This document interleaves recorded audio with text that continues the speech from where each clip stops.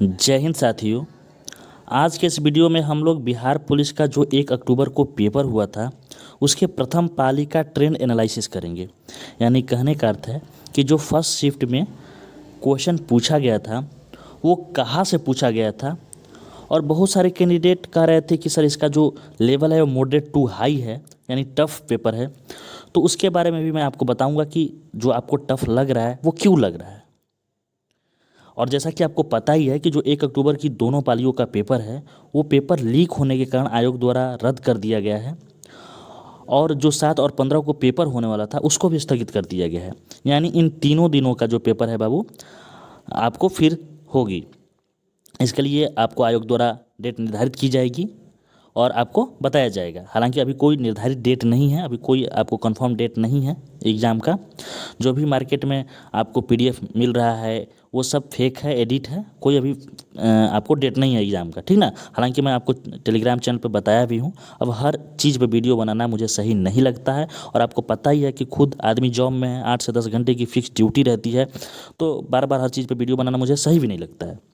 और दूसरी चीज़ कि जिसको अपडेट लेना होता है बाबू, सबसे पहले आपको सक्सेस टेक द्वारा अपडेट दे दिया जाता है। उसके लिए आप चुपचाप जाइए टेलीग्राम चैनल सक्सेस टेक, वहाँ ज्वाइन कर लीजिए।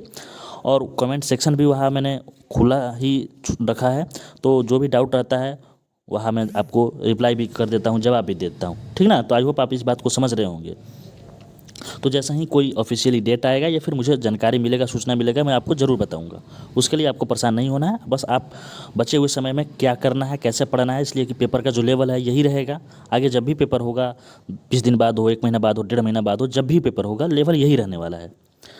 तो इसलिए हम लोग इसको ट्रेंड एनालिसिस करेंगे और जानेंगे कि कैसा पेपर रहा और कहाँ से सवाल पूछा है। हालांकि मैं आपको अभी ही हिंट दे रहा हूँ कि जो 100 क्वेश्चन आया था, आपको पता ही है कि 100 क्वेश्चन था, उसमें से आपको लगभग 21 से 22 क्वेश्चन बाबू मैथ, रीजनिंग और इंग्लिश का था। कितना? 21 से 22, जो कि हमने आपको नहीं कराया था। हमने 20 दिनों में आपको टोटल 31 वीडियो की सहायता से, 31 क्लासों की सहायता से जो साइंस का पोर्शन था, जीके का पोर्शन था, हिंदी का पोर्शन था, उसको कंप्लीट कराया है।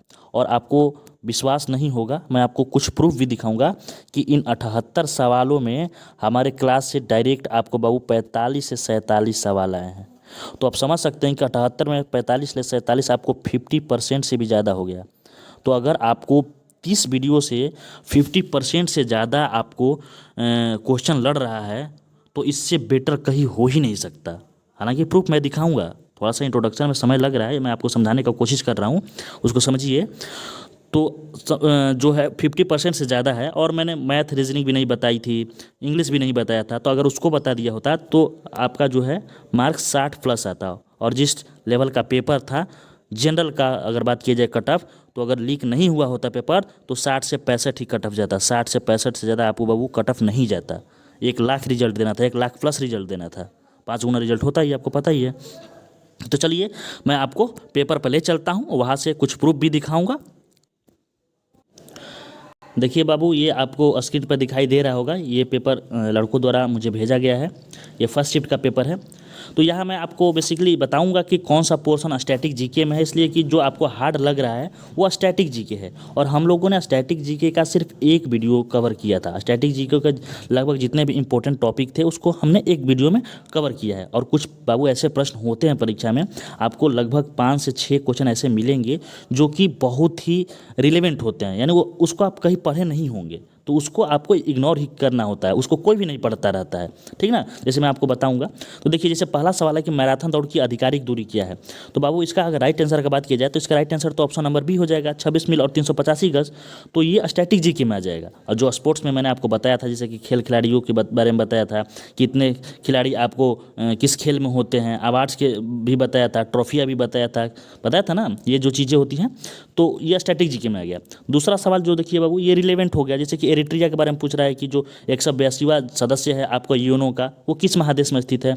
तो ये अफ्रीका महादेश में स्थित है। तो इसको कोई पढ़ाएगा नहीं है, ना किसी भी बुक में आपको देखने को मिलेगा। तो ये जो सवाल है बाबू, इसको आपको इग्नोर ही करना चाहिए। और जैसे ये तीसरा सवाल देखिए, इसको मैंने आपको बताया है क्लास में, जो स्टैटिक जीके का क्लास है, कि क्वेश्चन है कि किस भारतीय वैज्ञानिक को नोबेल पुरस्कार और भारत रत्न दोनों मिला है। तो बाबू सीवी रमन। मैं आपको प्रूफ दिखा दे रहा हूँ, उसके बाद हम लोग बात करते हैं।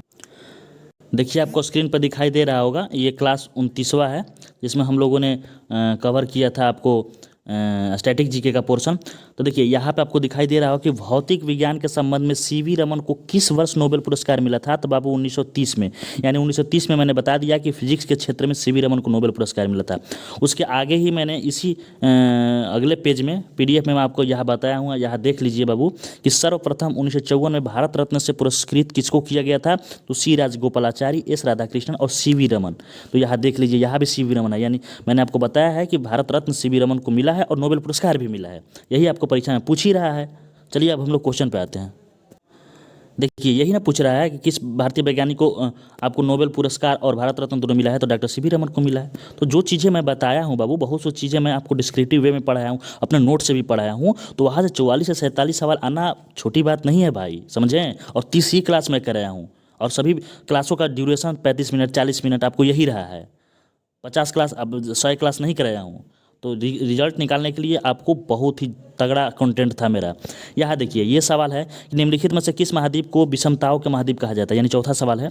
तो बाबू विषमताओं का महाद्वीप, ये बहुत ही इजी सवाल है, इसलिए कि इसका राइट आंसर एशिया हो जाएगा। एशिया जो है बाबू वो विषमताओं का महाद्वीप है, ठीक ना। बाकी अगर एशिया नहीं रहता तो ऑस्ट्रेलिया आपको मार देना है, लेकिन अगर दोनों रहेगा तो आपको एशिया मार देना है। तो ये जो चीज़ें हैं ये आपको अपने से भी आना चाहिए। जैसे कि मैंने आपको जो बताया था इंडियन जियोग्राफी वाला, जिसमें आपको ये चीज़ बताया था कि बाबू मतलब बरवली बोल दिया था कि जो ग्रेनाइट है बाबू, ग्रेनाइट जो भारत का सबसे बड़ा निर्यातक, ऑप्शन के अनुसार इसका ग्रेनाइट आंसर हो जाएगा। तो मैंने आपको बताया था इंडियन जियोग्राफी वाले वीडियो में कि ग्रेनाइट के बारे में जब पढ़ा रहा था कि सबसे बड़ा निर्यातक कर रहा है, मतलब कहने का अर्थ है कि भारत इसका बहुत ज़्यादा निर्यात करता है, ठीक ना। तो जो चीज़ें होती हैं हर चीज़ें लिख कर ही नहीं बताऊंगा, आप क्लास भी देखेंगे तो वहाँ से भी बहुत कुछ कवर हो जाएगा। इसलिए मैंने आपको बताया था कि खुद से ही टाइपिंग करनी होती है, तो हर चीज़ मैं नहीं लिख पाऊंगा। जैसे देखिए ये जो चीज़ें हैं ये आपको स्टैटिक जीके में आ जाएगा। छठवां का क्वेश्चन कि किस द्वीप का प्राचीन नाम सैंडविच द्वीप है। तो बाबू इसका राइट आंसर हवाई द्वीप हो जाएगा, जिस पर कि यूएसए का अधिकार है। तो ये जो चीज़ें हैं ये स्टैटिक जीके का है, और स्टैटिक जीके का ही जो पोर्शन है आपको हार्ड लगा है। तो आगे मैं आपको बताऊंगा कि कैसे स्टैटिक जीके को हम लोग को कवर करना है।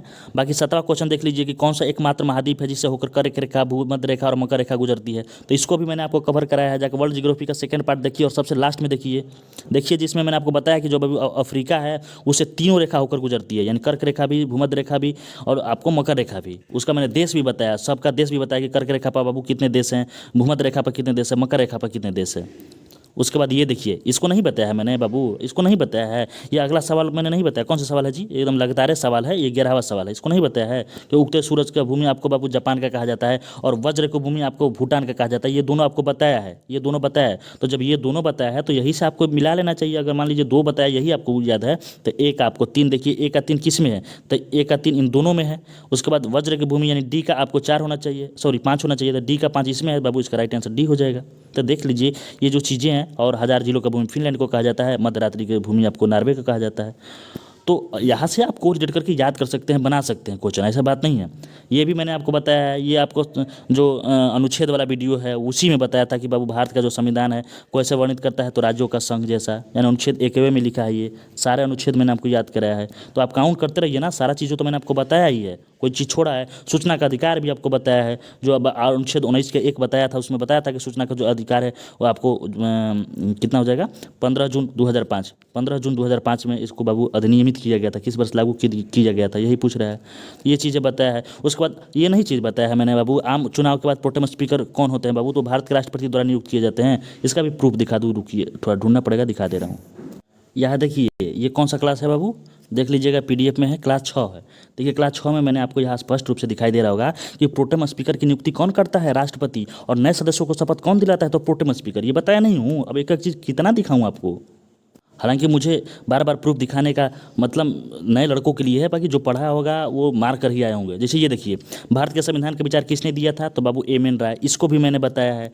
ये भी सवाल आपको मैंने बताया है। जैसे ये तो मैंने बताया ही है कि भारत के संविधान के किस भाग में मूल कर्तव्यों को सन्निहित किया गया है, तो आपको भाग 4 के कम मैंने बताया था, देख लीजिए जाकर। एक एक चीज़ मैं नहीं दिखाऊंगा, जो इंपॉर्टेंट चीज़ें हैं जिसको जहाँ से आपको डाउट मिलता है वो बताऊँगा। इसको भी मैंने बताया है कि किस अनुच्छेद के तहत उच्च न्यायालय को सभी अधीनस्थ न्यायालयों पर अधीक्षण का शक्तियाँ दिया गया है। तो इसको मैंने आपको अनुच्छेद में न बताकर ये बताया था कि जो अनुच्छेद 111 से आपको आगे अनुच्छेद है उसमें 90 जोड़ना बताया था ना, तो जो सुप्रीम कोर्ट का हो जाएगा तो आपको अनुच्छेद 137 हो जाएगा और उसमें 90 जोड़िएगा तो कितना हो जाएगा 7 9 3 12 1 1 2 227 हो जाएगा। तो अनुच्छेद आपको 227 इसका राइट आंसर हो जाएगा, यानी अधीनस्थ न्यायालय इस वाला जो आर्टिकल 137 है उसमें 90 जोड़िएगा तो 227 हो जाएगा।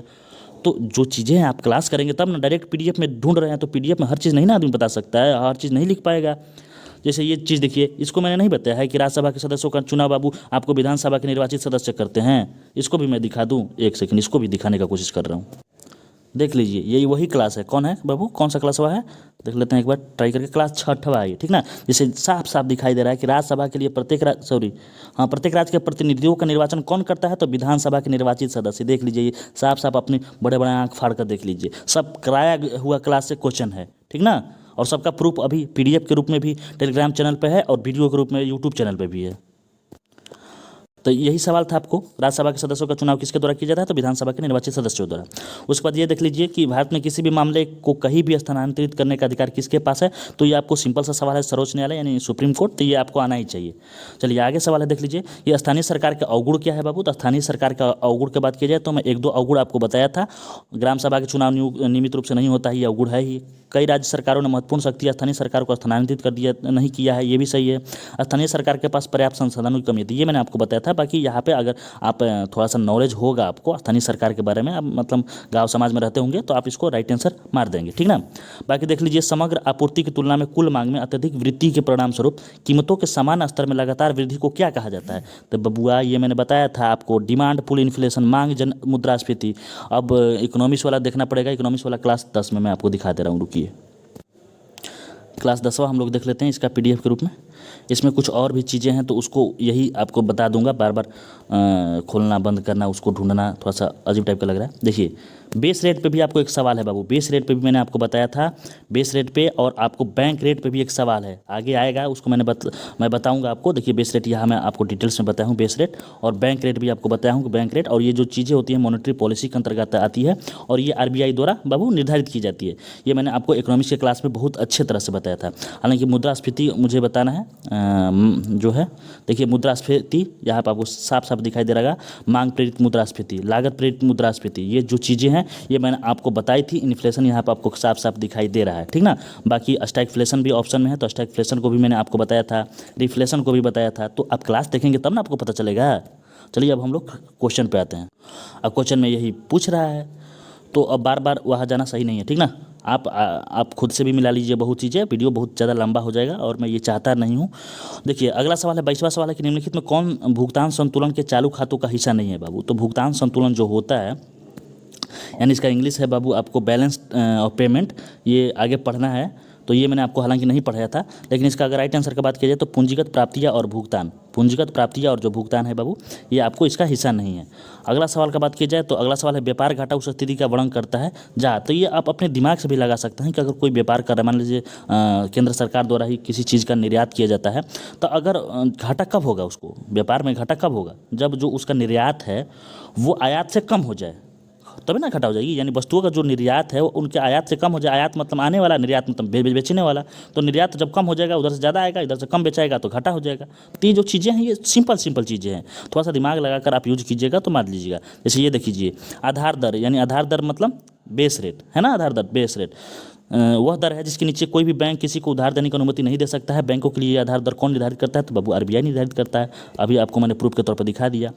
इसके बाद अगला है कि भारत में कृषि एवं संबंधित गतिविधियों को ऋण का वितरण करने में कौन जो सर्वोच्च हिस्सा रखती है, तो मैंने आपको कमर्शियल बैंक के बारे में बताया था, यानी वाणिज्य बैंक के बारे में बताया है, इकोनॉमिक्स के क्लास में देख लीजिए जाकर वहाँ से।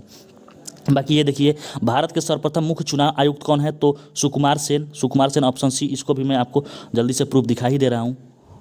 देखिए ये स्टैटिक वाले जीके में बताया था, क्लास 29वां का पीडीएफ है, यहाँ पर साफ साफ आपको दिखाई दे रहा है कि भारत के प्रथम चुनाव आयुक्त का नाम क्या है, तो सुकुमार सेन। अब देखिए यहाँ पे मैं आपको प्रूफ भी दिखा दिया, इस भी प्रश्न का प्रूफ दिखा दिया। अब हम लोग आगे बढ़ते हैं, उसके बाद आगे बढ़ते हैं। अब हर सवाल का आपको प्रूफ दिखाना उचित नहीं लग रहा है हमको, ठीक ना। बाकी जो पढ़े होंगे वो उनको तो पता ही है। जैसे देखिए अगला सवाल है कि जिस ब्याज से कम दर पर बैंक द्वारा ग्राहकों को उधार देने की उम्मीद नहीं की जा सकती उसे क्या कहते हैं? तो बाबू उसे क्या कहते हैं बाबू? उसे बेस रेट कहते हैं। क्या कहते हैं? Base rate.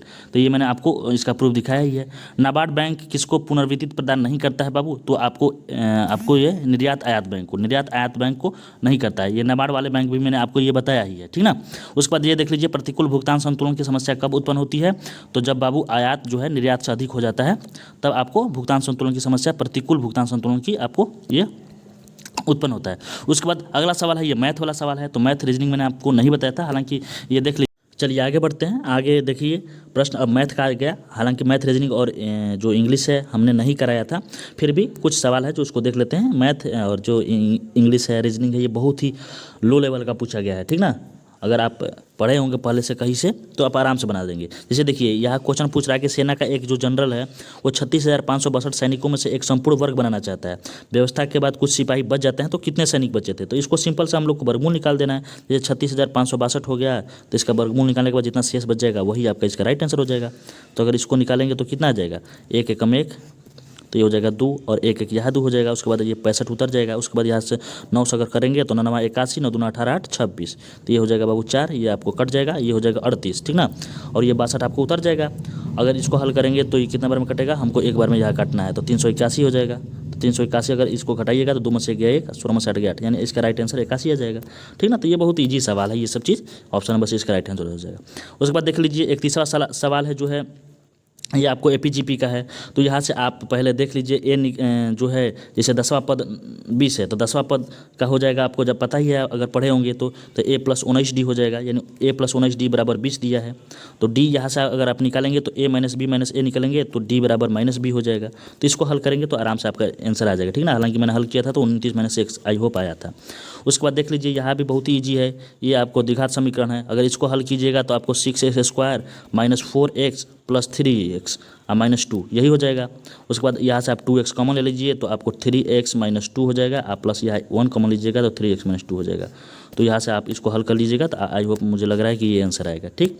उसके बाद अगर यहाँ बात की जाए तो ये भी बहुत आसान सवाल है। x बराबर आपको 5 km/h दिया है और उसके बाद नदी यानी y बराबर आपको 1 km/h दिया है।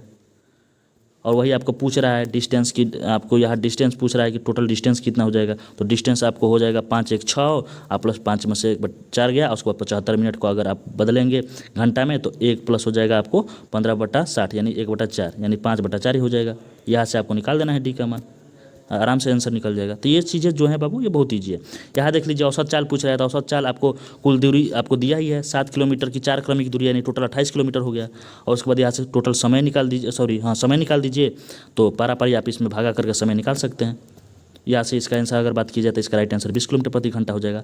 अब हालांकि मैं यहाँ पर सिर्फ जो पढ़ाया हूँ उसको दिखा रहा हूँ कि वो कहाँ से पूछा था, नहीं तो मैथ भी बता देता। ये देखिए ये भी बहुत इजी सवाल है। ये पूछ रहा है कि आपको बाबू जो सेक्टर है उसका क्षेत्रफल पूछ रहा है। तो इसका फार्मूला होता है θ/360 गुना πr², ठीक ना। तो थीटा का मान दिया है आपको 60 डिग्री, तो ये 60 हो जाएगा। मान लीजिए 60/360 6 हो जाएगा। पाई का मान 22/7 होता ही है। आर का मान 7 दिया है तो 2 बार 7 7 कर दीजिए, 7 से 7 कट जाएगा और 2 3 6 और 2 11 यानी 11 77/3 हो जाएगा। यानी इसका राइट आंसर का बात कीजिए तो option number B right answer हो जाएगा। ये भी बहुत ईजी सवाल है, इसको भी आप हल कर सकते हैं, ठीक ना। चलिए ये देख लीजिए पिता का उम्र पुत्र की उम्र का 4 गुना है। 5 वर्ष पूर्व पिता का उम्र पुत्र की उम्र का 5 गुना था, तो पिता का वर्तमान उम्र क्या है? ये भी बहुत आसान सवाल है। जैसे देखिए आपको मैं हिंट दे रहा हूँ, मान लीजिए ये पिता हो गए, ठीक, ये पुत्र हो गए। तो जो पुत्र का उम्र है मान लीजिए x है तो इनका पिता का जो उम्र है 4 गुना यानी 4x है। और कह रहा है कि 5 वर्ष पूर्व यानी 5 वर्ष पूर्व मतलब इसमें से 5 घटा देंगे, इसमें से 5 घटा देंगे, जो पुत्र का उम्र का 5 गुना हो जाता है। तो बाबू अगर इसको 5 गुना कर देंगे तो ये दोनों बराबर हो जाएगा। यहाँ से आप हल कर देंगे तो आराम से आंसर आ जाएगा, ठीक। चलिए आगे बढ़ते हैं। अब देखते हैं यहाँ से ये आपको रीजनिंग का सवाल है डायरेक्शन का, तो ये इसको भी आप आराम से हल कर सकते हैं, बहुत बड़ी चीज़ नहीं होती है। यहाँ पर अगर इसका बात की जाए ट्रायंगल का तो 1 2 3 4 5 6 7 8 2 16 17 18 19, इसका right answer option number B हो जाएगा 19, ठीक। यहाँ देख लीजिए ये भी रीजनिंग का सवाल है कि पार्लियामेंट जो है वो ग्रेट ब्रिटेन से संबंधित है, तो कांग्रेस किससे संबंधित है? तो जो ग्रेट ब्रिटेन का बाबू संसद का नाम है पार्लियामेंट है, तो कांग्रेस आपको यूएसए का संसद का नाम है। इसको भी मैंने आपको बताया था स्ट्रेटेजी वाले पोर्शन में। उसके बाद अगर इसका बात की जाए कि एक विद्युत हीटर 2 सेकंड में 200 जूल कार्य करता है, यदि उस सर्किट में 2 एम्पियर का विद्युत हो तो उस हीटर का प्रतिरोध ज्ञात करना है आपको। तो इसको भी हल कीजिएगा, H = I² पता निकल जाएगा। एक घर में बिजली के उपकरण आपको किस श्रेणी में जुड़े होते हैं? तो समानांतर क्रम में। इसको मैंने आपको फिजिक्स वाले वीडियो में बताया था, ठीक ना। चलिए आगे बढ़ते हैं। अगला है कि एक वस्तु 10 सेंटीमीटर त्रिज्या के वृत्ताकार पथ में गति करता है, यदि यदि यह वृत्ताकार पथ में 2 चक्कर लगाता है तो उस वस्तु का विस्थापन है तो कितना होता है। तो इसको भी मैंने आपको बताया था कि बाबू विस्थापन मतलब कि उसको मिनिमम डिस्टेंस, तो मान लीजिए यहाँ से चक्कर लगा रहा है, एक चक्कर लगाकर फिर चक्कर वही लगा कर आ गया, तो बाबू विस्थापन ही नहीं किया, यानी उसका आंसर राइट शून्य हो जाएगा, वो थोड़ा सा भी नहीं विस्थापित किया। ठीक, चलिए आगे बढ़ते हैं। अगला सवाल है कि गोपाल कृष्ण गोखले ने आपको किस स्थापना किसकी की थी बाबू। तो मैंने आपको बताया था कि भारतीय समाज सेवा की आपको स्थापना गोपाल कृष्ण गोखले ने की थी। ठीक ना, इसको आप लोग देख लीजिए, मॉडर्न हिस्ट्री में मैंने इसको बताया था, 21वां क्लास में बताया था। ठीक, 21वां क्लास में, मॉडर्न हिस्ट्री के 21वां क्लास में बताया था। उसके बाद आगे बढ़ते हैं कि अखिल भारतीय दलित वर्ग संघ की स्थापना किसने की थी। तो इसको भी मैंने आपको 21वां क्लास में बताया था, डॉक्टर भीमराव अम्बेडकर ने आपको की थी। ठीक, उसके बाद अगर बात की जाए कि सत्यमेव जयते कहाँ से लिया गया है, तो इसको भी मैंने बताया है, मुंडकोपनिषद लिया है, मुंडकोपनिषद से आपको सत्यमेव जयते लिया गया, इसको पहले क्लास में मैंने बताया है। ठीक ना, सुभाष चंद्र बोस द्वारा कौन सा नारा दिया गया था, तो जय हिंद दिया गया था, इसको भी 21वां क्लास में मैंने बताया है, जाकर PDF में देख लीजिए, अब हर एक चीज़ ढूंढने में समय लगेगा। उसके बाद अगर बात की जाए कि पहला जो है बाबू ग्रीन ओलंपिक खेल कहाँ शुरू हुआ था बाबू, तो 776 ईस्वी में शुरू हुआ था। ठीक ना, 776 ईस्वी पूर्व में शुरू हुआ था। कब शुरू हुआ था, सॉरी, तो 776 ईस्वी पूर्व में। तो ये भी आपको स्टैटिक जीके में आ जाएगा। चलिए आप बस देख लीजिए, उसके बाद मैं आगे बताऊंगा। देखिए जिसके इसको भी मैंने आपको बताया था कि कांग्रेस का पहला अधिवेशन कब हुआ था बाबू, तो आपको 1885 में हुआ था, और WC जो बनर्जी हैं यानी विमेश चंद्र बनर्जी, इसकी अध्यक्षता किए थे बॉम्बे में। मैंने आपको ट्रिक नहीं बताया था, बकनई नहीं बताया था, ब से बॉम्बे, क से कोलकाता, म से मद्रास, ई से इलाहाबाद, चारों को आपको ट्रिक बताया था। तो ये मॉडर्न हिस्ट्री मैंने बताया है। पाटलिपुत्र वाला भी बाबू बताया था कि उदयन इसकी स्थापना किया है। अब कहोगे कि नहीं बताया है तो जाकर देख लो। नालंदा विश्वविद्यालय भी बताया था कि शिलभद्र जो हैं, अब बंगाली विद्वान भले ना बताया हो लेकिन शिलभद्र बताया था, तो खाली शिलभद्र बताने से ही आपको ऑप्शन के अनुसार मार देना चाहिए। तो जो ये चीज़ें बताई है मैंने आपको बता दिया, हालांकि अब कितना आपको प्रूफ दिखाते रहा हूँ। ठीक ना, अब जैसे देखिए ये इंग्लिश है तो नहीं बताया, लेकिन बहुत बड़ा चीज़ है नहीं। ये पूछ रहा है one who walks in sleep, तो इसका हो जाएगा सोमनाबुलिस्ट। उसके बाद अगर कोइंसिडेंस का पूछ रहा है सिनोनिम, तो कोइंसिडेंस का सिनोनिम आपको नहीं पता है, इंसिडेंट नहीं होता है कि कोइंसिडेंस हो गया यानी अचानक से उसके साथ कुछ हो गया यानी इंसिडेंट हो गया। तो थोड़ा बहुत आपको जानकारी होगा तो आप मार लेंगे। जैसे having a soft spot for, अगर इसका इडियम फ्रेज पूछ रहा है बाबू, इसका क्या होगा, तो इसका हो जाएगा right answer being fond of. ठीक ना, चलिए आगे बढ़ते हैं। इंग्लिश वाला जल्दी हम लोग निपटा लेते हैं। जैसे ripe mangoes have started to हो जाएगा, तो इसका आंसर हो जाएगा आपको फॉल इन। डिसिप का आपको पूछ रहा है, डिसिप का आपको एंटो पूछ रहा है, तो डिसिप का एंटो नेम सपोर्ट हो जाएगा। उसके बाद अगर बात की जाए Swati is gentle her sister it, तो इसका भी आपको राइट आंसर का बात किया जाए तो हो जाएगा a person who help willingly without being paid for it, तो इसका राइट आंसर हो जाएगा आपको, सॉरी कहाँ चला गया जी, इसका वॉलंटियर हो जाएगा। ठीक ना, यानी बिना पैसा का अगर कोई काम करता है, हेल्प करता है, तो उसको वॉलंटियर बोलते हैं। नहीं देखते हैं कि वॉलंटियर बहुत सारे जगह होते हैं, तो वही आपको पूछ रहा है। उसके बाद अगर बात की जाए अगला सवाल, तो ये यहाँ तक इंग्लिश था। ठीक ना, उसके बाद इनमें से कौन अलवार महिला संत है तो बाबू, तो इसका राइट आंसर की बात किया जाए तो अंडाल हो जाएगा। ठीक ना, तो यही जो चीज़ें होती हैं, जैसे कि ये आपको कोई नहीं पढ़ाया होगा, कोई भी टीचर से आप ये नहीं पढ़े होंगे, मैं लिख कर दे रहा हूँ, तो जो चीज़ें नहीं पढ़े होंगे वो किसी को भी नहीं आएगा। ठीक ना, आई होप इस बात को समझ रहे होंगे। चलिए आगे बढ़ते हैं हम लोग। ये देखिए यहाँ से हिंदी का पार्ट शुरू हो गया। तो हिंदी में मैंने आपको एक ही वीडियो बनाया है, हिंदी में लगभग आपको 1 घंटा का वीडियो है, वो वहाँ से देख लीजिए। जो भी मैंने बताया है आपको कंफर्म है कि उससे बाहर आपका जो ग्रामेटिकल चीज़ें होती हैं वो नहीं आएगा। बाकी ये जो चीज़ें हैं, अब एग्जैक्ट ये चीज़ें कोई नहीं ना बता सकता, यह अशुद्ध भाग है तो इसको कोई कैसे बताएगा। हालांकि आप पढ़ कर भी मिला सकते हैं कि उसकी खराब स्थिति को देखकर मुझे दुख और क्षोभ हुए, तो दुख और क्षोभ एक ही है, तो ये अलग अलग नहीं होगा, तो इसमें यही गलती है। यानी ऑप्शन नंबर सी इसका राइट आंसर हो जाएगा। उसके बाद जो सब कुछ जानता है तो बबुआ मैंने बताया था सर्वज्ञ, जो सब कुछ जानता है सर्वज्ञ बताया था, जाके देख लो। और ये क्रम में लिखना है, तो आई होप बचपन में आप पढ़े होंगे कि एक कौआ को प्यास लगी, बगीचे में उसने घड़ा देखा, घड़े में पानी बहुत नीचे था, कौआ घड़े में कंकड़ डालने लगा। तो आप यहाँ से देख लीजिए, पहले हो जाएगा 2, उसके बाद हो जाएगा 4 हो जाएगा, उसके बाद हो जाएगा 3 हो जाएगा, उसके बाद 1 हो जाएगा। तो 2 4 3 1 देख लीजिए किस में है, 2 4 3 1 ऑप्शन नंबर ए में है। उसके बाद नियति का मैंने आपको नहीं बताया था बाबू, समनार्थी, नियति का समनार्थी आपको कर्म होता है, सॉरी भाग्य होता है। भाग्य नहीं होता कि नियति में आपका नहीं लिखा है, यानी आपके भाग्य में नहीं लिखा है। ठीक ना, उसके बाद अगर बात की जाए कि देवानंद का काम के प्रति लगन और निष्ठा जो है अनुकरणीय है। असंगत आपको छाटना है, तो असंगत पाँव नेत्र नख हस्त में आपको ये जो है नख ये असंगत है, ये जो पाँव नेत्र हस्त है ये आपके बाबू शरीर के अंग है। बाकी ये जो है नख है जो मैंने आपको बताया था, जो नाखून है ये आपको अवशेषी अंग है। यहाँ भी आपको यहाँ दिखाई दे रहा होगा त्रुटि भाग जांचना है, तो त्रुटि भाग में यहाँ देख लीजिए ऑप्शन सी इसका राइट आंसर हो जाएगा, क्योंकि अध्यापिका जो है बाबू अपने आप ही में इंगित कर रहा है कि जो टीचर है वो स्त्रीलिंग है। तो यहाँ पर अस्त्री पहले लगा दिया था, यहाँ से इसका गलती कर दिया है। बाकी यहाँ देख लीजिए अभंग वाला मैंने आपको बताया था कि जो अभंग वाला है वो नामदेव से संबंधित है, यानी भक्ति परक गीतों का संकलन अभंग किसका है, तो नामदेव का है। देख लीजिए इसको मैंने मॉडर्न मेडाइवल हिस्ट्री में बताया है। ठीक, बाकी ये अगला सवाल है कि प्रशस्वित वायु में ऑक्सीजन की मात्रा कितनी है, तो 21% होता है। तो जो चीज़ें होती हैं थोड़ा बहुत अपने से भी मार लेना है, ठीक ना। अब इसको कैसे आदमी पढ़ाएगा, ये तो आपको सिंपल सी बात है कि मनुष्य का निकटतम रिश्तेदार बानर है। आपको पता ही है कि हम लोग का जो है बानर की प्रजाति हम लोग माने जाते हैं, वही से हम लोग आए हैं। बाकी देख लीजिए जाकर बायोलॉजी वाला पार्ट में, इसको मैंने बताया है सेकेंड पार्ट बबुआ जाकर देख लो। सेकेंड पार्ट में मैंने बताया था, जब ब्लड ग्रुप बताया था कि जो एंटीजन है प्रतिरक्षी मतलब क्या होता है, इंग्लिश देख लो, इंग्लिश सॉरी एंटीबॉडी ना, एंटीजन नहीं, एंटीजन आरबीसी में पाया जाता है। और एंटीबॉडी को मैंने आपको बताया था कि वो एंटीबॉडी जो है वो आपको प्लाज्मा में पाया जाता है, ठीक ना। तरल जो चीज़ें होती हैं प्लाज्मा में पाया जाता है, इसको भी मैंने बताया था, जाकर बायोलॉजी वाला देख लो वीडियो। हालांकि मैं आपको प्रूफ दिखाऊंगा, एक दो और बायोलॉजी वाला आ जाएगा, तो इसको भी देख लो। इसको भी मैंने बताया था कि मच्छर जनित रोग कौन है बाबू, तो नींद की जो बीमारी है यानी जो है वो मच्छर जनित रोग नहीं है। बाकी डेंगू बुखार, मलेरिया, फाइलेरिया ये सब मच्छर जनित रोग है, ठीक ना, यानी मच्छरों से फैलता है। इसको भी मैंने बताया था। बाकी जो पसीने की ग्रंथियाँ है, जब ग्लैंड पढ़ाया था इसको भी बताया था कि जो आपको स्वीट ग्लैंड होती हैं बाबू, ये सबसे ज़्यादा आर्मपिट में होता है, यानी जो बगल वाले में होता है, ठीक ना, वहाँ होता है। तो ये जो चीज़ें हैं उसको मैंने आपको बताई है।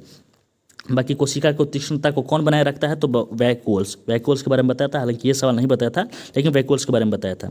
उसके बाद अगर ये सवाल की बात किया जाए तो इसको बॉटनी में मैंने बताया था कि जिस ऊतक की कोशिकाएं पतली भीति वाली जीवित कमोबेश आइसोडायमेट्रिक होती है और जिसमें अंतःकोशिकीय स्थान होता है उसको आपको पैरेन्काइमा कहा जाता है। पैरेन्काइमा देख लीजिए जाकर बॉटनी का वो, ठीक है ना।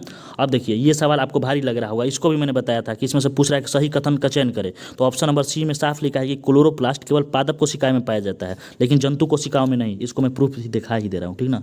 17वां क्लास बायोलॉजी है, थोड़ा सा डाउनलोड होने में समय लगेगा, देख लीजिए। 17वां क्लास बायोलॉजी में कुछ और चीज़ें भी दिखा दूंगा, जो आगे आएगा तो उसको एक ही जगह दिखा दे रहा हूँ, ठीक ना, एक ही जगह दिखा दे रहा हूँ। ऐसे ही मैं सेकंड शिफ्ट का भी एनालिसिस करा कर दिखा दूंगा बाबू। लगभग आपको अगर 55-60% कहीं से 30 क्लास से मिल रहा है तो इससे बढ़कर कुछ भी नहीं हो सकता आपके लिए। जितना तगड़ा कंटेंट मैं दिया हूँ यूट्यूब पर कोई नहीं देगा। मुझे भी 100 का क्वेश्चन कराने आ रहा था, ठीक ना। जैसे देख लीजिए आपको आगे मिलेगा ये वाला चीज़, आगे वाला मिलेगा, क्या बताया हूँ मैं, वो कहा गया जी, थोड़ा सा ढूंढने में समय लगेगा, एक सेकंड। देख ले बबुआ, देख ले यहाँ लिखा है कि पादप कोशिका जंतु कोशिका से किस कारण भिन्न होती है, तो कोशिका भित्ति कारण, यानी उनमें सेल वाल नहीं पाया जाता है। तो यही तो ऑप्शन नंबर सी में है। आगे भी मैंने इसको अच्छे से डिराइव किया था आपको जब नोट्स वाला चीज़ें बता रहा था। यहाँ देखो सेल वाल जो है बाबू एक्स्ट्रा प्रोटेक्शन के लिए होता है, एनिमल में नहीं पाया जाता है, ये प्लांट्स में पाया जाता है। अब मैं कैसे बताऊँ इसको, ठीक ना। ये भी चीज़ें बताई थी, और भी चीज़ें मैंने बताया था, उसको भी आपको दिखा दे रहा हूँ। देख लीजिए यहाँ देखिए आपको आगे आएगा कि जो लीवनहॉक है वो बैक्टीरिया की खोज किए थे, इसलिए इनको फादर ऑफ बैक्टीरियोलॉजी कहा जाता है। तो कुछ चीज़ें हैं क्वेश्चन फॉर्मेट में मैंने बताया है आपको, कुछ जो चीज़ें हैं वो आपको मैं डिस्क्रिप्टिव वे में अपने नोट से पढ़ाया है। तो उसको देखिए, पूरा वीडियो देखिएगा तब ना। आप डायरेक्ट उठ रहे हैं कि सर आप कहाँ कह रहे हैं कि 40 से 45 आया, कहाँ आया दिखाइए। तो आप कैसे दिखाऊँ, देख लीजिए। अब बार बार इस PDF से उसमें से बड़ा टाइम लग रहा है, ठीक ना। हालांकि आपको अगर बहुत अभी भी विश्वास नहीं हो रहा तो आराम से जाइए क्लास देखिए, देख लीजिए कि बायोलॉजी का कोई क्वेश्चन आ रहा है तो बायोलॉजी की क्लास में जाकर देख लीजिए, और PDF आपको टेलीग्राम चैनल पर उपलब्ध है, वहाँ से देख लीजिए। सभी PDF को मैं पिन कर दिया हूँ, तो वहाँ से आराम से आप लोग देख सकते हैं, ठीक। जैसे कि ये देखिए आपको ये सवाल पूछ रहा है कि अणुओं की संरचना किसमें पिंजरे जैसा होती है, तो आपको सिर्फ फ्लोरीन में हो जाएगा, फ्लोरीन में। तो कुछ सवाल जो हैं जो को आपको अपने से मारना है। बाकी VT ग्राफ के अंतर्गत के क्षेत्रफल को बाबू वो आपको डिस्प्लेसमेंट हो जाता है, तो डिस्प्लेसमेंट की इकाई यानी उसका जो मात्रक है वो आपको मीटर हो जाएगा, यानी ऑप्शन नंबर 20 का राइट आंसर हो जाएगा। अगर वही इसका स्लोप पूछता है तो आपको एक्सीलरेशन यानी त्वरण हो जाता है, तो आपको इसका option number D right answer हो जाता है, ठीक। बाकी ये देख लीजिए समांगी मिश्रण का पूछ रहा है, तो बाबू समांगी मिश्रण आपको होमोजेनियस मिक्सचर है तो नमक का घोल हो जाएगा।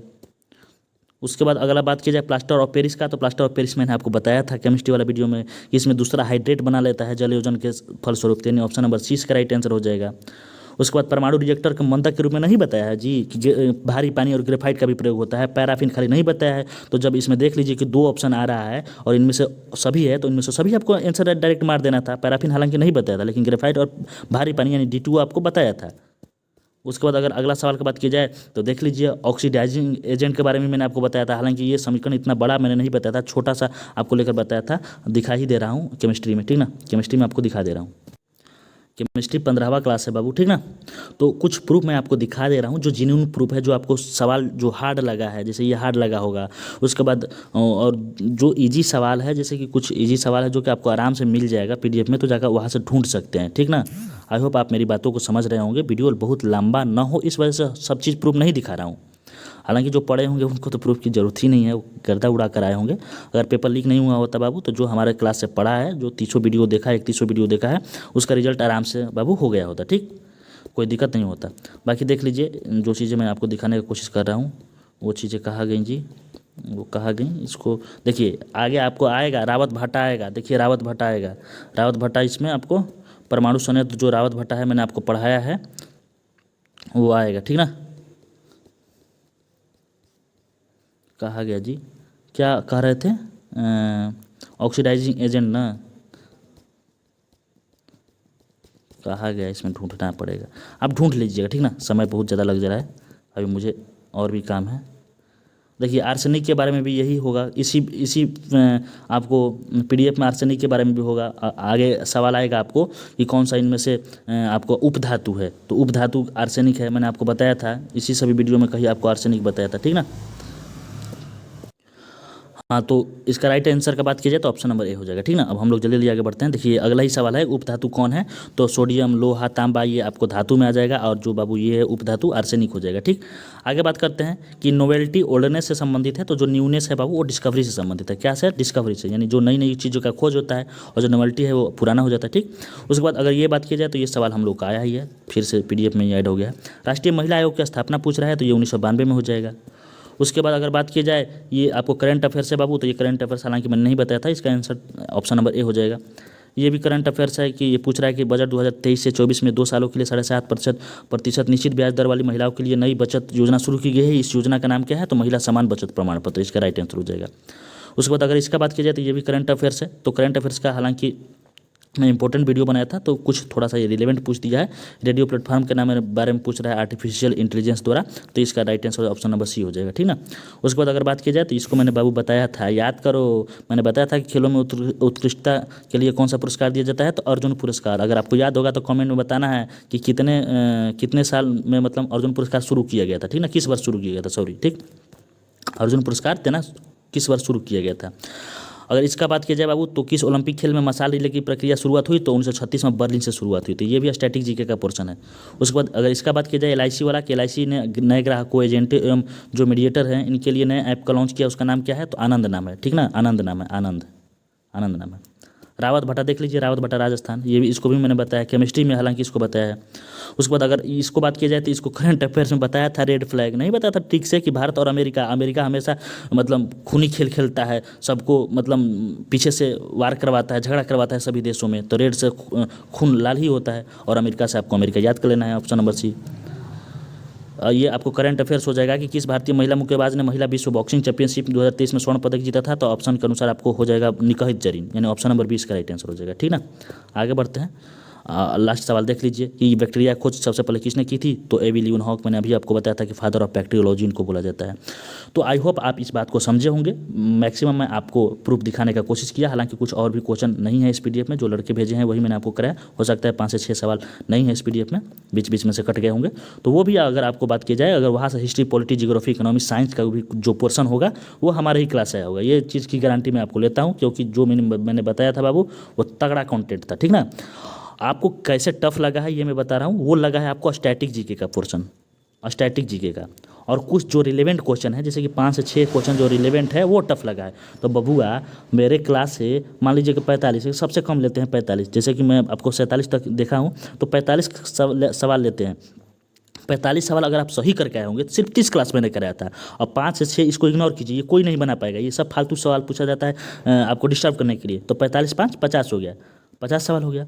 उसके बाद स्टैटिक जीके का आपको मान लीजिए 20 सवाल पूछा था, तो 20 सवाल में आपको इतना थोड़ी ना गधा होंगे कि 10 सवाल नहीं आ रहा होगा, तो 20 सवाल में आपको मान कर चलिए कि 10 सवाल, तो 50 10 यहाँ से 60 हो गया। मैथ थोड़ा सा बना दिए होंगे, इंग्लिश थोड़ा सा मार दिए होंगे तुक्का, तो आपका रिजल्ट तो हर हाल में हो गया होगा, खाली हमारे 30 गो सवाल, सॉरी 30 गो क्लासवा देखने से, ठीक ना। बाकी स्टैटिक जीके के लिए आगे आपको क्या करना है, जिस लेवल का पेपर पूछा है इसी लेवल का आगे भी परीक्षा में पूछेगा, उसके लिए मैं आपको अलग से बताऊंगा जब सेकंड शिफ्ट का भी एनालिसिस करा दूंगा तब। परेशान नहीं होना है, ठीक ना, परेशान नहीं होना है। मैंने आपको शुरू से ही कहता आ रहा हूँ कि बाबू जो भी पढ़ाया है वो बहुत ही तगड़ा कंटेंट है। इससे तगड़ा कंटेंट को आप दरोगा में भी अप्लाई कर सकते हैं, मजाक ना, दरोगा के लिए भी पढ़ सकते हैं।